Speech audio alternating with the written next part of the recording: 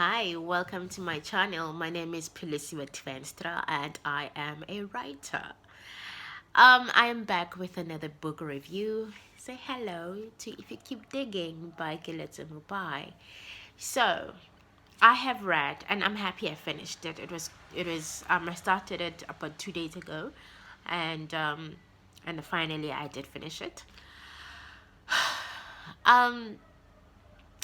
I honestly felt the collection was a bit safe.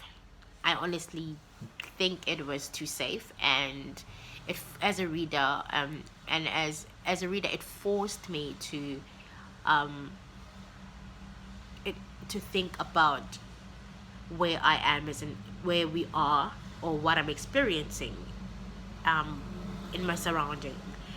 And I have mixed emotions with that as a writer when you force feed a reader to feel something or to quickly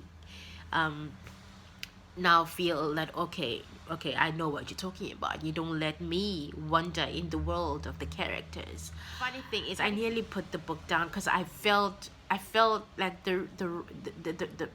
these pieces were forcing me to, not escape, or they're forcing me to,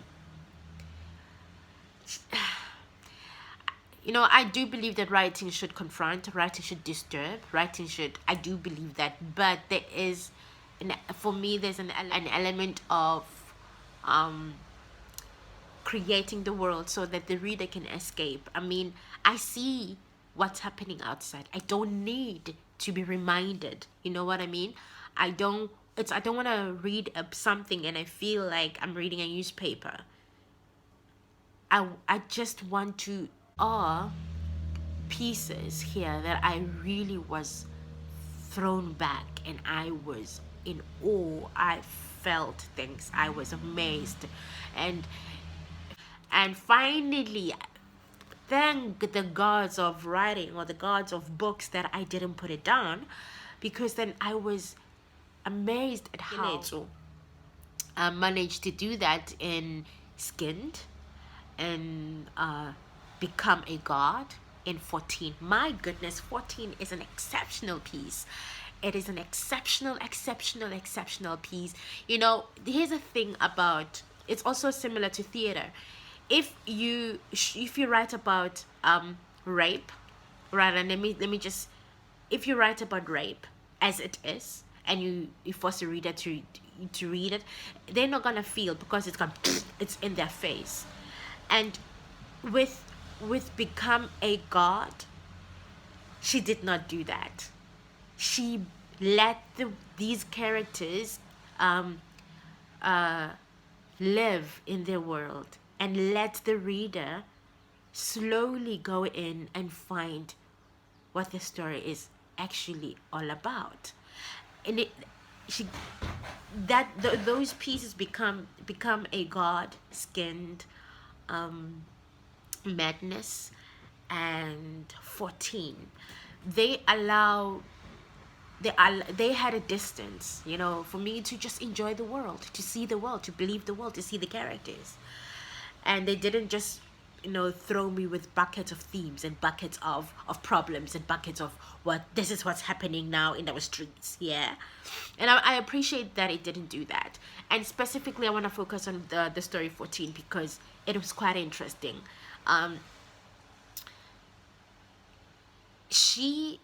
The story intentionally held me, grasped me, because of the structure, but also the POV of that piece is really interesting. The structure of that story is quite interesting as well. You see that the writer trusted whatever they had to just dive in that world. It's a story of a young man who does not know that he is dead, or does not come to terms or accept that he is dead. And he constantly is in limbo. He's in limbo, and his brother, then he sees his brother, and only the brother died as well. I mean, there's a problem already in our culture. I mean, there is a problem. They are coming to solve something. and or they're coming to fetch you. So his brother came to fetch Simpiwe. That, listen, you are dead, bro. You are gone. So let's go. You are holding up the queue. So let's go. No, I'm laughing, but it was not funny. It was just real. And but also I like the magical element of it.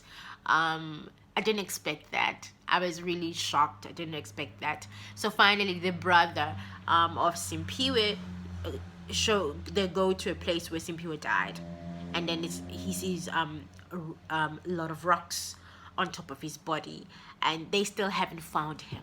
That made me think of the mine workers, and made me think of, you know, the world. And so I allowed myself as a reader to think of that. I was not forced or coerced by the writer. Does it make sense? And for me, that's what writing should do. I should not feel coerced. I should not feel, when I read something, I should not feel that I am forced to do something, or I'm obliged to think of something. You know, it has to happen naturally. Every organ in my body, every sense, everything, every bone in my body has to go wherever it wants to go because of the story, not forced. And I felt 14 was that. And then finally the brother sees, oh damn, I'm dead, I'm gone. Then they go back to the sort of a taxi, and there are either 13 people in that taxi, or a kumbi, not too sure, or a boss, not too sure, only to find that he is the 14th one. So the title 14th, and then 14 dead bodies in that kumbi. Wow. I feel if you keep digging,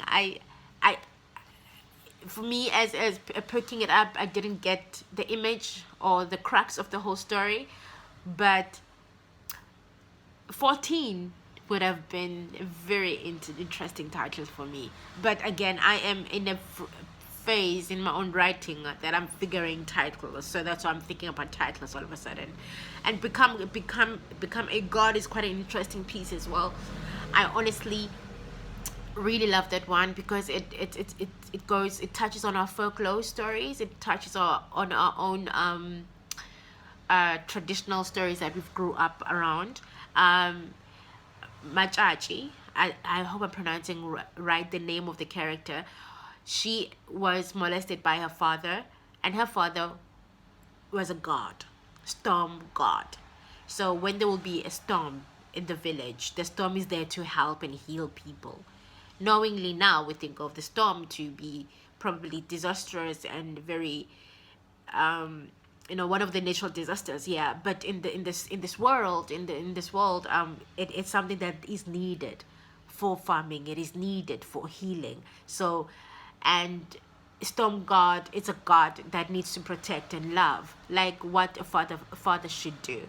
But turns out that the father of Mujaji's dad, molested her because she was different. She was a lesbian, and her father said, "I am gonna make you a woman."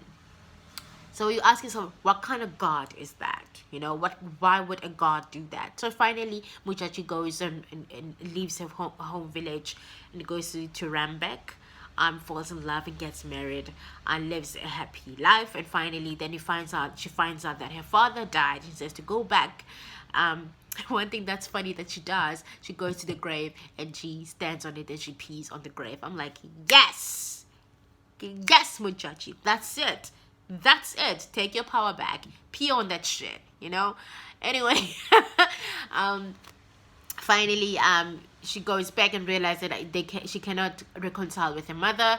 There's still a lot doesn't make sense. Why did the family not intervene? Why did the family allow this to happen to her? They knew. They even made her.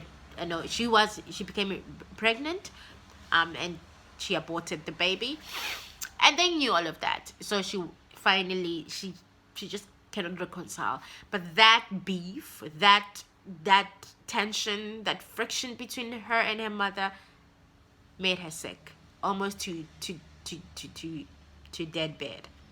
Her skin, she described it, that how she looks is very a very vivid and very a very it makes, you know, your skin feel, you know, things when you read how she describes that. Keletso, I mean.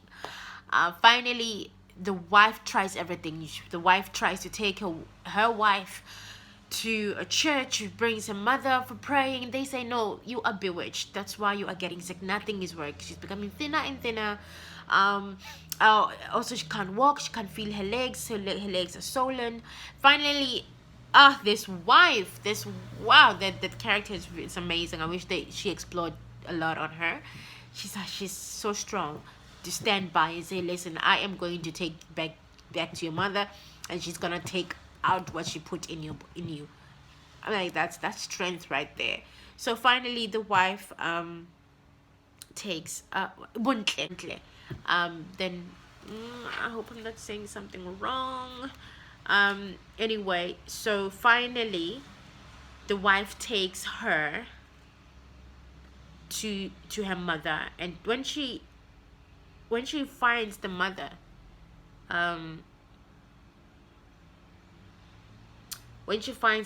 the mother is so sick. She's really thinning and disappearing in the blankets. Her skin is ashy, peeling. She's really not well. And then the family says, finally you are here. The god, which is your grandfather, the storm god, wants you to reconcile and make peace, so that you are both going to be alive. Because if you don't forgive each other, you're both going to die, and probably the village will die. They reveal that the grandfather did not choose his son to become a god. The family, the uncles, the mothers, the aunts, the sisters, the brothers, they decided for Mujaji's dad to become a god because he was a son. But the person who is destined to be a god is Mujaji. Wow, that's it. Yeah, that's a beautiful piece that will stay with me for probably forever, because these are stories I like to combine folklores and magical realism, and yeah, and that's what she did in these pieces. And Madness is a story about a brother who has mental illness. Makes me think of how we were growing up when we were young kids, that we were laughing at people who were mentally ill, like severe mental illness, that they recognize themselves.